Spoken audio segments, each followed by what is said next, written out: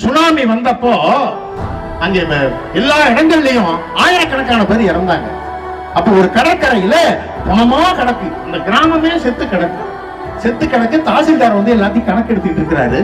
அழுது அழுது அழுது அந்த ஊர் மக்களுடைய கண்களில் கண்ணீர் வற்றி போய்விட்டது. பெரியவர்களே இப்படி எட்டி பாக்குறாங்க, ஒரு தாய் அந்த அடிச்ச அலையில ஒரு அம்மா தூக்கி தென்னை மர கீர்த்தல கிடக்கு, குறுக்க கிடக்கு. அதையும் சேர்த்து எண்ணுவோன்னு சொல்லி அந்த தலையாரி ஏறாரு. 3/4 மரம் ஏறின பிறகு சொல்றாரு, ஐயா இங்க ஒரு குழந்தை கத்துற சத்தம் கேட்குது. மேல இறக்கி பார்த்தா ஒரு தாய் இறந்து கிடக்கிறாள். அவருடைய கையில ஒரு குழந்தை இருக்கு, அந்த குழந்தை உயிரோட இருக்கு. இந்த கையில ஒரு பச்சை கலர் கவுன் ஒண்ணு கையில வச்சிருக்கு. குழந்தை, இன்னொரு குழந்தையோட கவுன்.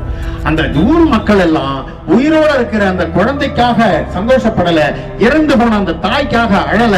அந்த பச்சை கலர் கவுனை எடுத்து கையில வச்சுட்டு அந்த ஊர் மக்கள் பூரா அழுகுது.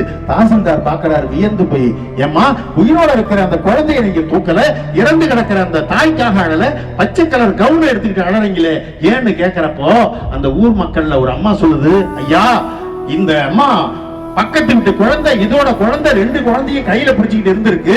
திடீர்னு சுனாமி அலை இழுத்துட்டு போயிருக்கு. தான் குழந்தை ஒரு கையில, பக்கத்து வீட்டு ஒரு குழந்தை கையில, 2ஐயும் காப்பாத்த பார்த்திருக்கு.